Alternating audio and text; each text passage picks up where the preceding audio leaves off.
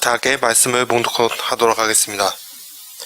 예수께서 가버나움에 들어가시니 한 백부장이 나아가 간구하여 이르되 주여 내 하인이 중풍병으로 집에 누워 몹시 괴로워하나이다. 이르시되 내가 가서 고쳐주리라. 백부장이 대답하여 이르되 주여 내 집에 들어오시면 나는 감당하지 못하겠사오니 다만 말씀으로만 하옵소서. 그러면 내 하인이 낫겠사옵나이다. 나도 남의 수하에 있는 사람이요 내 아래에 있는 군사가 있으니 이더러 가라 하면 가고 저더러 오라 하면 오고 내 종더러 이것을 하라 하면 하나이다. 예수께서 들으시고 놀랍게 여겨 따르는 자들에게 이르시되 내가 진실로 너에게 이르노니 이스라엘 중 아무에게서라도 이만한 믿음을 보지 못하였노라. 또 너에게 이르니 동서로부터 많은 사람이 이르러 아브라함과 이삭과 야곱과 함께 천국에 앉으려니와 그 나라의 본 자손들은 바깥 어두운 데에 쫓겨서 거기에 울며 이를 갈게 되리라. 예수께서 백부장에게 이르시되 가라 내 믿음대로 되지어다 하시니 그 즉시 하인이 나으니라.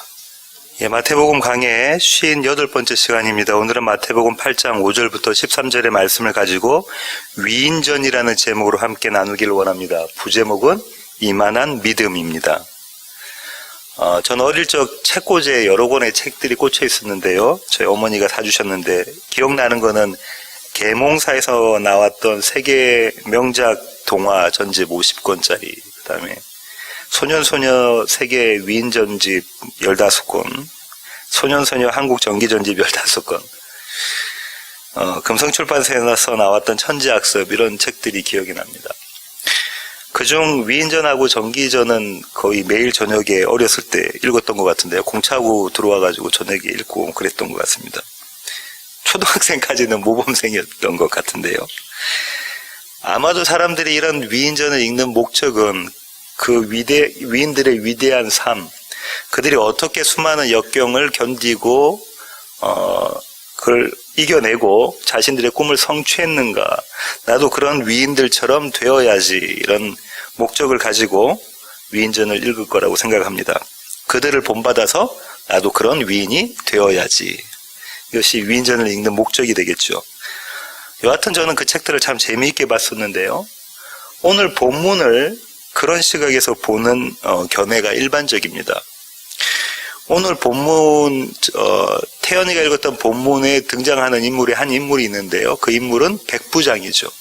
우리는 백부장과 백부장의 믿음에 포커스를 둡니다. 초점을 두면 백부장의 믿음을 어떻게 해라? 본받아라. 그를 롤모델로 삼아라. 이렇게 되죠. 그렇게 되면 오늘 본문에서 눈에 확 띄는 두 구절이 있습니다. 제일 먼저 띄는 구절은 13절이 될 텐데요. 제가 한번 읽어보겠습니다. 예수께서 백부장에게 이르시되 가라 내 믿은 대로 될지어다 하시니 그 즉시 하인이 나으니라. 오늘 본문에서 가장 먼저 저희들의 눈에 들어오는 구절은 이 구절일 겁니다. 이런 설교들을 많이 들으셨을 텐데요. 믿음에 비례한 대로 축복받는다. 너희가 믿음이 이만큼이면 복도 이만큼 받고 너희의 믿음이 이만큼이면 복도 이만큼 받을 것이다. 왜냐하면 예수님 뭐라고 말씀하셨죠? 네 믿음대로 될 거야, 이렇게 말씀하셨기 때문에 그렇죠. 그래서 이렇게도 이야기를 하기도 하는데요. 이왕 기도할 거는 사실적이고 구체적으로 기도해라. 결혼 상대자를 원하는 사람들에게는 어떻게 이야기하죠? 만약 태연이가 이제 아직 태연이가 애인이 없잖아요. 애인을 원할 때 한국인이어야 되고, 또 키는 몇 센티미터 정도 돼야 되고, 얼굴은 어떠해야 되고, 몸매는 어떠해야 되고, 학번은 어떻게 해야 되는가, 그런 여러 가지 조건들을 가지고 기도를 한다고 하죠. 그러면 그 사람이 내 앞에 이제 나타나면 하나님의 응답이다, 이렇게 생각하기도 하고, 직장과 사업에 대해서도 그렇게 기도하기도 하죠. 시시콜콜한 우리의 삶의 여러 가지 것들에 대해서 우리가 그렇게 기도하기도 합니다. 이렇게 기도하라라고 우리가 배워왔습니다. 그리고 로마 장교가 예수님께 충성했던 것처럼 그런 충성심을 가지고 예수님께 복종해라, 이렇게 배워왔죠. 이거보다 좀 더 모범적인 사람들은 어떤 구절에 눈이 들어오냐면요, 10절에 눈이 들어옵니다. 10절은 뭐라고 되어 있냐면 이렇게 되어 있습니다. 내가 진실로 너에게 이르노니 이스라엘 중에 아무에게서도 이만한 믿음을 보지 못하였노라. 이만한 믿음을 보지 못했다라는 구절이 눈에 들어오고요. 나도 이런 위인처럼, 믿음의 위인처럼 이런 믿음의 소유자가 되어야지라고 다짐합니다. 그래서 내가 예수님께 마지막 때에 칭찬받아야지 이렇게 생각하게 되죠. 그러니까 이런 믿음을 쟁취하기 위해서는, 이 믿음은 쟁취하는 믿음입니다. 뭘 해야 됩니까? 우리가 분발해야 되고, 우리가 노력해야 되고, 우리가 이 믿음을 먹기 위해서 경주해야 된다, 용을 써야 된다라고 생각을 하게 되죠. 이렇게 보면 성경의 모든 인물들이, 위인들이 다 우리가 본받아야 할 대상이 됩니다. 노아의 믿음 우리가 본받아야 되겠죠? 아브라함의 믿음 우리가 본받아야 됩니다. 오늘 본문에서는 백부장의 믿음 우리가 본받아야 되고요. 결론적으로는 예수 그리스도의 믿음을 우리가 본받아야 되는 믿음이라고 생각합니다. 정말 그럴까요? 과연 그럴까요? 이런 질문을 우리가 던져볼 수 있겠는데요. 만약에 믿음이 우리가 분발해서 얻어낼 수 있는 것, 쟁취할 수 있는 것, 소유할 수 있는 것이라면, 위인들이 자기들이 열심을 내서 쌓아놓은 그런 업적처럼 그 믿음은 우리의 소유물이 되기 때문에 우리의 의가 되지 않겠습니까? 그렇게 우리의 소유물이 된 믿음은 다른 사람과 비교하게 됩니다. 저 사람 믿음 없고 나는 믿음이 있어. 그렇게 비교하게 되겠죠. 과연 그럴까? 믿음 과연 그런 것인가? 이런 질문을 가지고 오늘 본문을 보도록 하겠습니다. 오늘 본문은 한 에피소드인데요. 이 배경이 먼저 어디서 시작하냐면, 장소적 배경이 가버나움이라는 데서 시작하죠. 이 가버나움은 갈릴리 지역에 있는 한 도시입니다. 이 가버나움이 예수님께서 주로 사역하셨던 도시고요. 특별히 이 가버나움은 로마 군대가 주둔했던 지역이라고 이야기를 합니다. 그리고 등장인물이 있는데, 이 등장인물은 백부장이죠. 이 백부장의 성이 백시인 사람은 아니고요. 100명의 부하, 수하를 거느린 군대의 장교죠. 이 백부장에 대해서 학자들은 두 가지 설로 나뉘어집니다. 첫 번째 그룹의 학자들은 이렇게 생각합니다. 이 백부장은 로마의 장교였을 것이다 생각하죠. 로마의 백부장이었을 것이다. 로마의 백부장들은 몇 년 동안 군대에서 복무를 해야 되냐면 20년 동안 군대에서 복무를 하게 됩니다. 20년 동안 복무를 하고 나면, 20년이 지나고 나면 리타이어를 하죠. 은퇴를 하게 될 때 기사급의 직위를 받게 되고요. 노후가 보장된 안락한 삶을 살게 됩니다. 이 로마군 장교 백부장이라는 설이 전통적으로 많은 학자들이 지지하는 설인데요.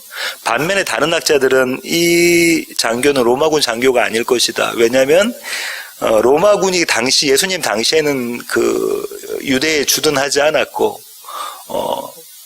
예루살렘의 유대 사람들이 로마에 항거했을 때,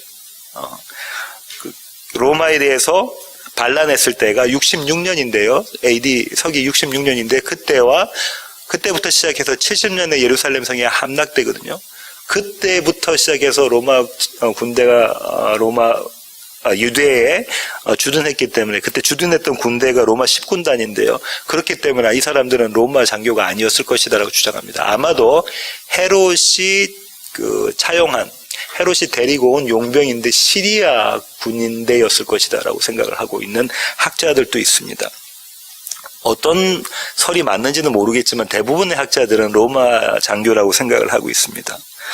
그런데 이 로마 장교는 누구를 신으로 생각할까요? 당시에 누가 신이었죠? 로마 제국에선 로마 황제가 신이었죠, 그죠? 그리고 그 로마 황제를 신으로 섬겼던 사람인데, 이 사람은 어떻게 지금 누가복음에 가면 설명하고 있냐면, 누가복음 한번 가볼까요? 누가복음 7장 3절부터 한번 5절 한번 보시겠습니다. 2절부터 한번 제가 읽어볼게요. 어떤 백부장의 사랑하는 종이 병들어 죽게 되었더니 예수의 소문을 듣고 유대인의 장로 몇 사람을 예수께 보내어 오셔서 그 종을 구해 주시기를 청한지라.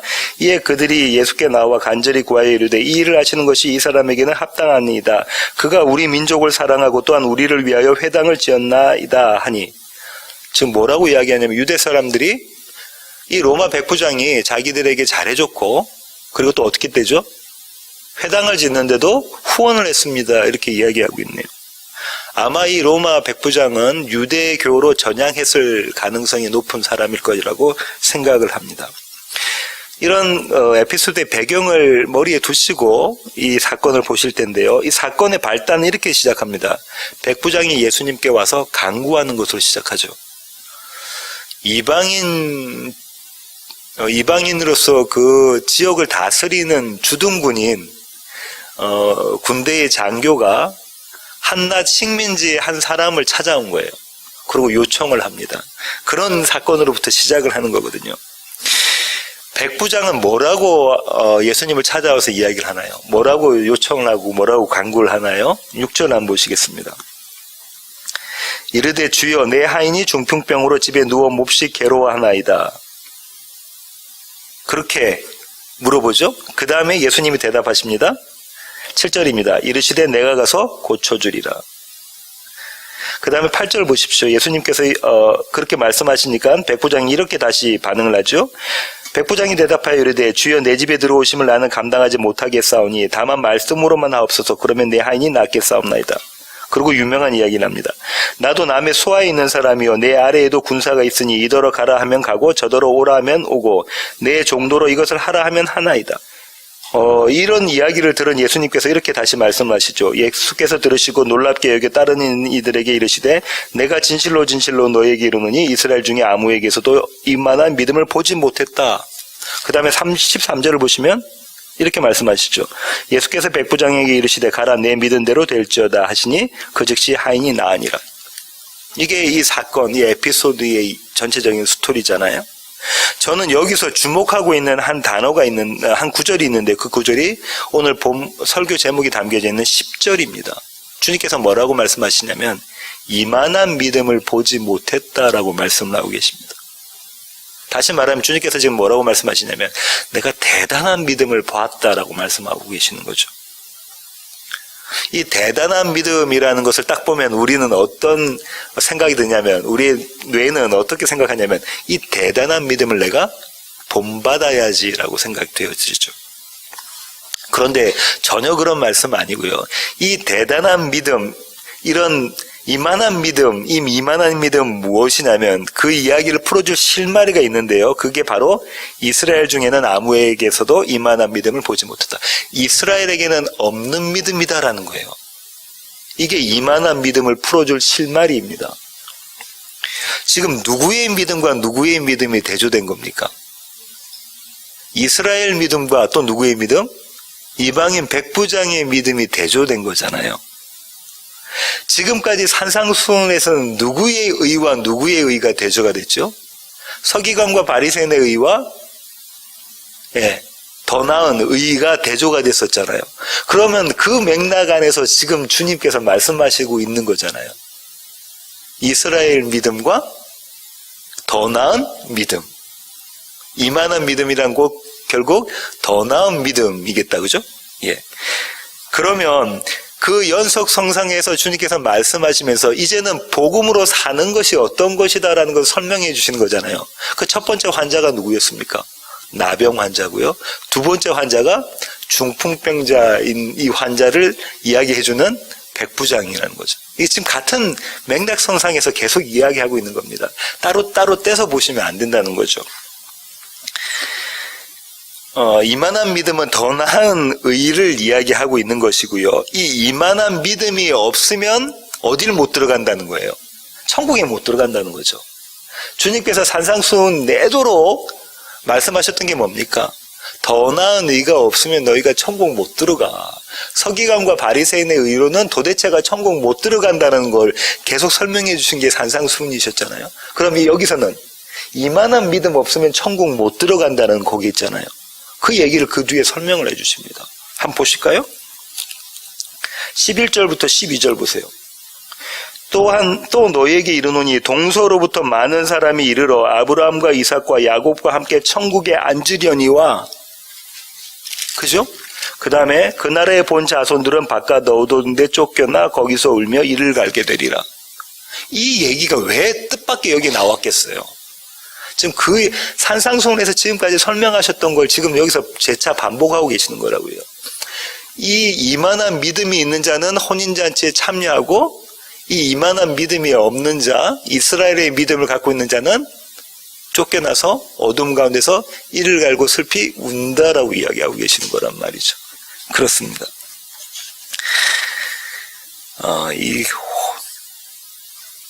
이들이 울고 있는 이 장면은 마치 장례식장에서 슬피 웃는 장면 같은 그 정도의 극도의 전망 가운데 울고 있는 겁니다. 이제 어느 정도 이해가 되시죠? 그러면 이 이만한 믿음이라는 건 도대체 무엇인데 그것 가지고 천국에 들어갈 수 있다고 주님께서 말씀하고 계시는가? 그걸 좀 살펴볼 필요가 있는데요.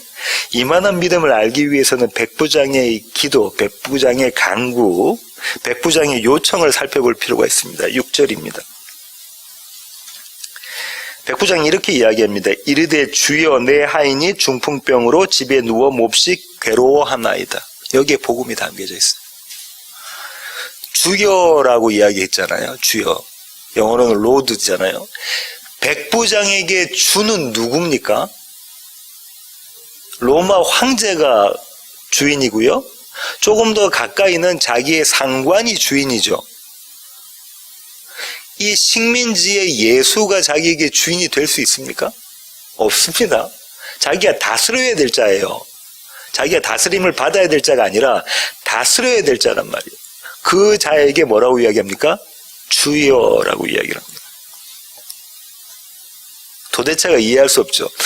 이 로마 백부장은 당시 유대의 치안을 담당했고 내가 이 유대 사람들 보호해야 될 책임이 있던 사람이었어요. 근데 지금 뭐라고 이야기하는 거냐면 주님 내가 당신의 보호 안에 있기를 원합니다라고 이야기하고 있는 거라고요. 백부장의 간구는 이렇게 시작합니다. 주여로 시작하죠. 그러고 난 다음에 이렇게 이야기하죠. 내 하인이, 이 내 하인이라고 사용된 헬라어 단어가 뭐냐면 파이스라는 단어인데요. 이 단어는 어린 소년을 이야기합니다. 그러니까 아마 이 종이 어린 종이었을 것이다. 나이 어린 종이었을 것이다 라고 학자들은 생각하고요. 그래서 신학자들은 이렇게 이야기하죠. 봐라, 주인이 어린 종이 아프다고, 그가 죽게 되었다고 아프다고 지금 어떻게 한다고 이야기하는 겁니까? 아프니까? 그걸 고쳐주세요 와서 식민지에 있는 그 예수라는 선생한테 와서 내 종을 좀 고쳐주세요 이야기하니까 얼마나 대단한 동정심을 갖고 있는 거냐. 예수님께서 말씀하셨던 사랑은 이 사랑이니까 너희가 뭐 해라? 본받아라 라고 우리가 설교를 들어왔잖아. 그런데요, 신학자들 중에 일부에는 어떻게 이야기하냐면 파이스라는 단어를 왜 하필 여기서 썼을까라는 것에 대해서 이렇게 이야기합니다. 로마의 장교들은 20년 동안 자기 고향을 떠나서 어느 나라에 가서든 복무하는 동안 자기 가족을 데려가지 못합니다. 그러니까 이들은 대체로 어떻게 했을 거라고 추정하냐면 현지의 아내를 만들었을 거라고 생각하죠. 현지처. 그 현지처가 아들을 낳았어요. 그 아들을 그냥 소년, 나의 어린 소년 이렇게 불렀을 것이다. 어린 종이라고 불렀을 것이라고 추정하는 신학자들이 있습니다. 저는 그 의견에 동의를 하고요. 그러면 지금 이 로마 백부장이 예수님께 나와서 고쳐주기를 원하는 그 종은, 어린 종은 누구라고요? 자신의 아들이거든. 다시 말하면 주님, 내가 고침받기를 원합니다라는 의미를 신학적으로 담고 있다는 거죠. 아들은 곧 나니까, 그죠? 그렇게 되면 이렇게 됩니다. 이 내 하인은 곧 자기 자신, 백부장 자기 자신이 되죠. 그런데 이 하인이 어떻게 되냐면 중풍병으로 어떻게 한대요? 괴로워한다고 이야기하고 있네요. 중풍병은 심하면 수족을 못 쓰잖아요. 누군가의 도움이 없으면 생활을 할 수 없는 자인데 누가복음에서는 이 중풍병에 걸린 이 종을 어떻게 어느 정도의 수준이라고 병의 심각성이 있냐고 이야기하냐면 거의 죽게 되었다고요. 거반 죽은 자라는 거죠. 다시 말하면 사망의 그늘에 누워있는 자라는 이야기가 됩니다. 그러면 이 사망의 그늘에 누워있는 이 자가 자기의 사망 때문에 괴로워한다는 이야기는 이 사망의 고통을 경험한 자라는 이야기가 되는 것입니다. 그러면 이 백부장의 고백은 어떤 거냐면 이런 거죠. 주님, 제가 죽은 자입니다 라는 고백이 되는 겁니다. 백부장이 자기 인식을 어떻게 했다고요? 자기 아들을 통해서 아들이 중풍병에 걸린 것을 가지고 자기가 어떻게 생각하고 있냐면 내가 죽은 자입니다. 내가 주님의 치유하심을, 주님의 치료하심을 구합니다. 이런 자기 인식이 담겨져 있는 고백, 자기 인식이 담겨져 있는 간구가 됩니다. 그때 주님 말씀하시죠. 그래? 그럼 내가 너한테 가서 고쳐줄게. 너희 아들을 내가 고쳐줄게. 이렇게 주님께서 말씀을 하시죠. 그때 백부장이 뜻밖의 얘기를 합니다. 원래는 어떻게 해야 되죠? 예, 주님 어서 오셔가지고 내 아들을 좀, 내 종을 좀 고쳐주세요. 이렇게 이야기하는 게 당연한데 백부장이 뭐라고 이야기합니까? 8절 보십시오. 백부장이 대답하여 이르되 주여 내 집에 들어오심을 나는 감당하지 못하겠사오니 뭐라고 이야기합니까? 내가 주님께서 우리 집에 내 집에 오시는 걸 내가 감당하지 못하겠습니다라고 이야기하고 있잖아요. 이거는 한글 개역 개정이 조금 의역을 많이 한 건데요. 영어 버전은 이렇게 대부분 번역하고 있습니다. I am not worthy. I am not worthy라고. 나는 그만한 가치가 없습니다라고 이야기를 하고 있다고. 직접적으로 번역을 그렇게 하고 있어요.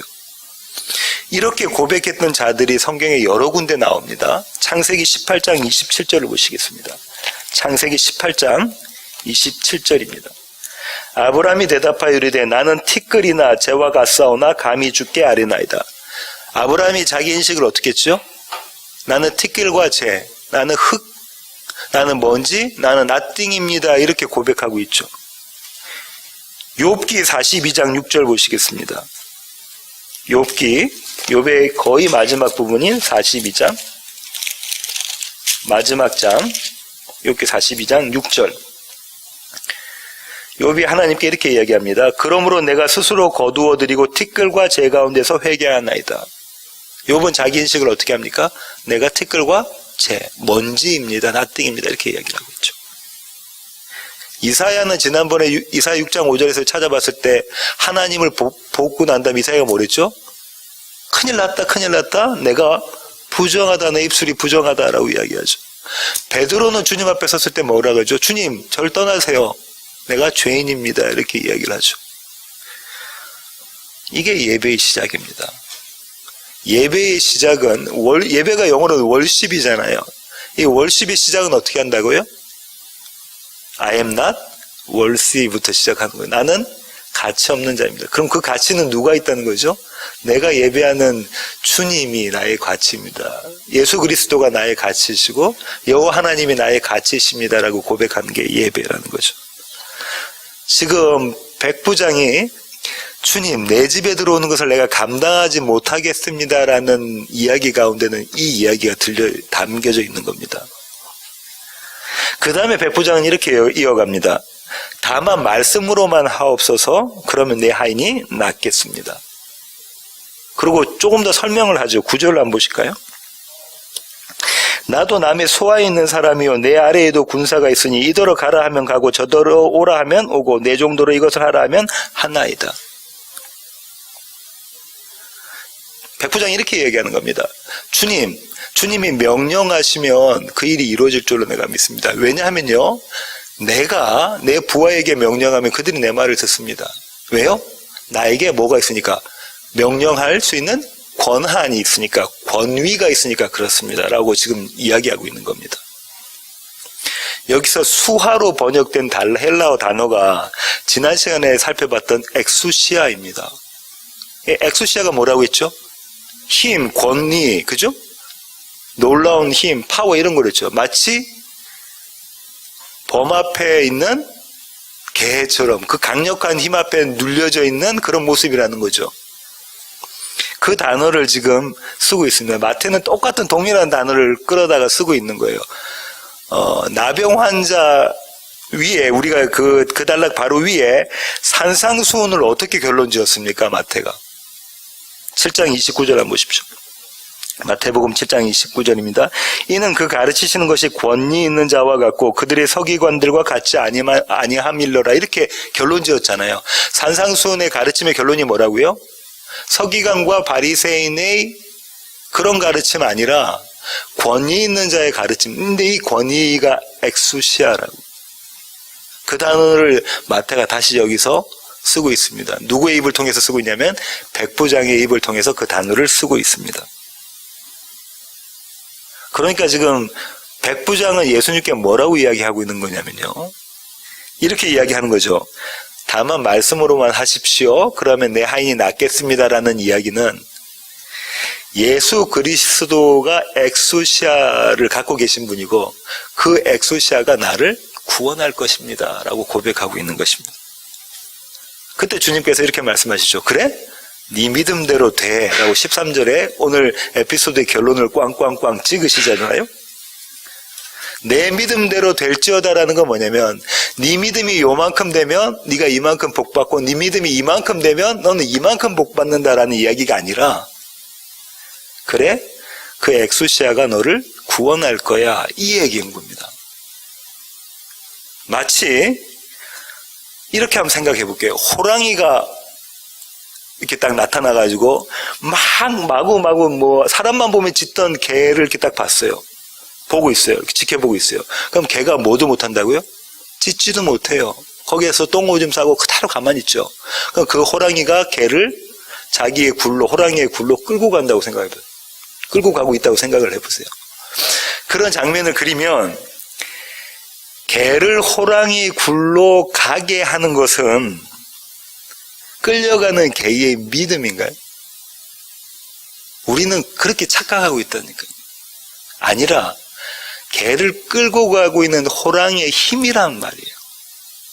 개를 호랑이의 굴로 끌고 가고 있는 호랑이의 힘인데 우리는 마치 개가 끌려가면서 개가 믿음을 발 위에서 호랑이의 굴로 들어가고 있는 걸로 착각하고 있다고요. 그 호랑이의 굴은 어떤 굴입니까? 개가 죽는 굴이란 말이죠. 근데 내가 그 자리에 힘을 내서 용을 써서 그 자리로 내가 끌려가고 있는데 나는 그 자리로 가고 있다고. 그게 내 믿음이라고 저와 여러분은 착각하고 있단 말이죠. 그렇지는 않습니다. 이것은 전적으로 호랑이의 능력, 범의 권위, 엑수시아에 있는 겁니다. 그것이 이만한 믿음입니다. 주님께서 말씀하시잖아요. 내가 이스라엘에게서는 이만한 믿음 못 봤다라는 거. 이스라엘 너희에게는 서기관과 바리새의 의로는 천국 못 가. 그것 믿음 아니야라는 거예요. 너희가 자랑할 수 있는 그건 믿음 아니야. 너희 가운데 믿음 있니? 아니. 이스라엘에게 없다는 것은 저와 여러분의 믿음이 아니라는 거잖아요. 그건 우리의 믿음이 아닌 겁니다. 주님께서 지금 그 말씀을 하시는 거죠. 이게 이만한 믿음입니다. 이 이만한 믿음을 가진 또 한 사람의 이방인 여인을 주님께서 소개하시는데요. 그 이야기를 하는 것으로 오늘 설교의 결론을 맺을까 합니다. 마태복음 15장 21절부터 28절입니다. 마태복음 15장 21절부터 28절입니다. 잘 아시는 스토리인데요. 제가 한번 읽어보겠습니다.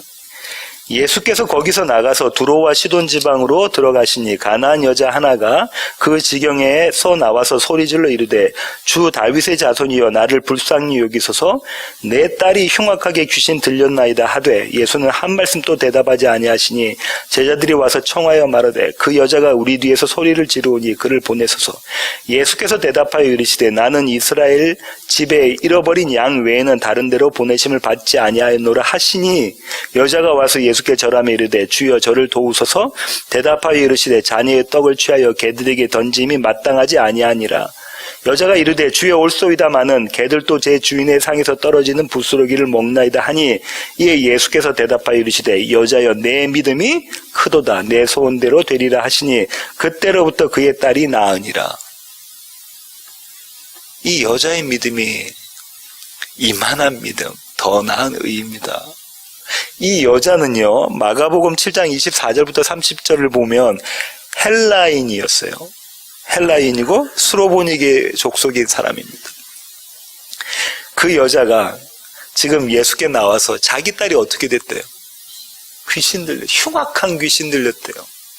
그럼 자기가 어떻다는 겁니까? 내가 귀신 들린 자입니다라고 고백하고 있는 거잖아요. 그렇게 고백합니다. 그때 그렇게 소리 지르고 간구하고 해도 예수님은 모른 척 하니까 제자들이 저 여자 좀 어떻게 해주세요라고 이야기를 하고 있잖아요. 그때 이 여자가 다시 외칩니다. 우리는 이걸 보고 여자의 끈질긴 믿음, 예수님 앞에 겸손한 모습, 여기에 자꾸 위인들에게 포커스를 맞추고 있다고 합니다. 근데 예수님께서 뭐라고 하시냐면 이런 말씀을 툭 던지십니다. 여자로서는 아주 심각한 이야기고요. 기대하지 않았던 예수님의 대답입니다. 뭐라고 이야기하죠? 내가 이스라엘을 위해서 왔지 개한테 온 거 아니다. 개를 위해서 이 땅에 온 거 아니다라고 여자 보고 뭐라고 이야기합니까? 네가 개잖아 라고 이야기를 하시죠. 네가 개잖아. 그때 여자가 뭐라고 합니까? 저와 여러분은 그때 어떻게 반응하겠어요? 네가 개잖아 하면 가만히 안 있죠. 멱살 잡고 가만히 안 두려고 하겠죠. 그 모습이 저와 여러분 가운데 매일 드러나지 않습니까? 내 남편 멱살 잡고 내 아내 멱살 잡고 내 자식 멱살 잡고 그러지 않습니까? 늘 그러잖아요. 늘 그럽니다. 그때 그 여인은 뭐라고 말하냐면 예 주님 제가 개가 맞습니다. 하지만 개도요 주인의 밥상에서 떨어지는 부스러기 음식은 제가 먹습니다. 그러니 저를 불쌍히 여겨주십시오. 이렇게 이야기를 합니다. 여기서 우리가 주목할 것은 이 여인을 위인으로 여겨서는 안 된다는 겁니다. 위인으로 여기으면 우리가 그렇게 겸손해져야지 그 여인의 믿음을 본받아야지 본받아야 할 믿음으로 접근하게 되는 거잖아요. 그런 위인전이 아닙니다. 오히려 우리가 주목해야 될 건 뭐냐면요.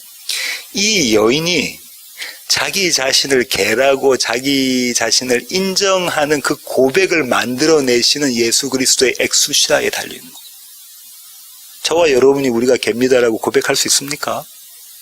죽었다 깨어나도 우리는 예수의 능력이 아니면 예수의 엑수시아가 아니면 내가 개입니다라고 고백 못하는 자들이라는 거죠.